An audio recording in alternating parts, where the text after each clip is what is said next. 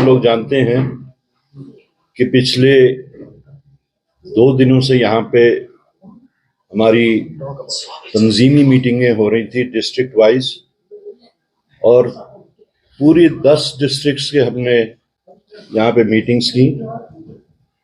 ये follow up meetings थी जो हमने पहले 10 दिसंबर को यहाँ पे मीटिंग्स करके अपने डिस्ट्रिक्ट प्रेसिडेंट्स वगैरह को जो हिदायत दी थी। उसके बाद में आज सीनियर लीडर्स की ये सारी मीटिंग थी, डिस्ट्रिक्ट के जो सीनियर लीडर्स हैं। एक तो हमने उनको जो तंजीमी हिदायतें दी एक रीच आउट प्रोग्राम के वास्ते, और पार्टी लेवल पे डिफरेंट जो टायर्स हैं उनको कैसे हम फिल करें और मोर इफेक्टिवली कैसे हम लोगों तक जाएं और लोगों की बातों को कैसे हम उजागर करें। एक तो वो पहलू था।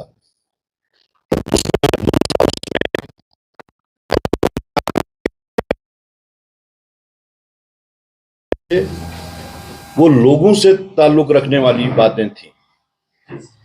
जैसा कि लोगों में इस वक्त एक शिकायत है कि उन्होंने जो मुख्तलिफ अवकात पे, चाहे डिस्ट्रिक्ट एडमिनिस्ट्रेशन हो, चाहे डिपार्टमेंट्स हो, डिफरेंट डिपार्टमेंट्स हो, लोगों में एक शिकायत है कि हम लोगों ने अगर वोट दिए थे, ये समझ के दिए थे कि पिछले 10 साल से यहां पे एक डेमोक्रेटिक सिस्टम का फुकदान था और एक पर्टिकुलर सेक्ट की एडमिनिस्ट्रेशन थी, लोगों के साथ डिस्क्रिमिनेशन हो रहा था। तो हमने ये उम्मीद रख के वोट दिया था कि हमारे उन जेन्युइन ग्रीवेंसेस को, पब्लिक इश्यूज को एड्रेस किया जाएगा। लेकिन अभी भी मुकामी सतह पे उन ग्रीवेंसेस का रिड्रेसल नहीं हो रहा है। तो एक ऐसी सिचुएशन क्रिएट हो रही है जहां पे आम इंसान को यह लग रहा है कि हमने जो वोट दिया था या जो डेमोक्रेटिक सिस्टम को हमने स्ट्रेंथन करके सरकार बनाई थी, उसका कोई फायदा नहीं मिल रहा। इसमें बहुत सारी इंट्रिकेसीज है। एक, बिजनेस रूल्स का अभी तक भी फैसला ना होना। दूसरा, जो कि कांग्रेस पार्टी का पहले दिन से स्टैंड रहा है कि स्टेटहुड बहाल की जानी चाहिए। हम बार बार इस पे यादा करते हैं, रीइटरेट करते हैं कि स्टेटहुड जो है इट इज इंपरेटिव।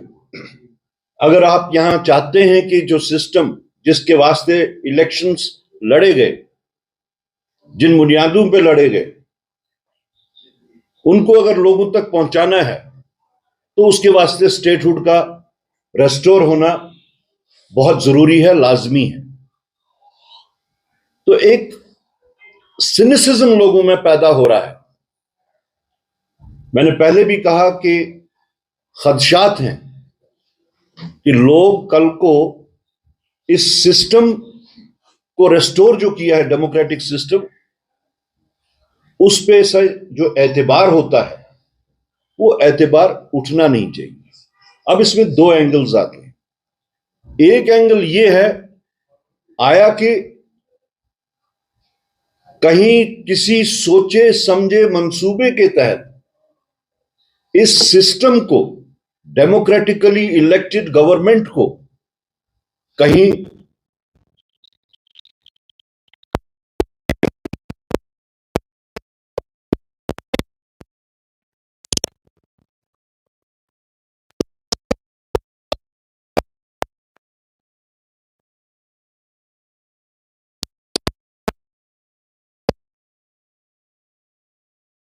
जैसे कहीं जानबूझ के भी तो ऐसा कहीं से कहीं कोई हिदायत तो नहीं है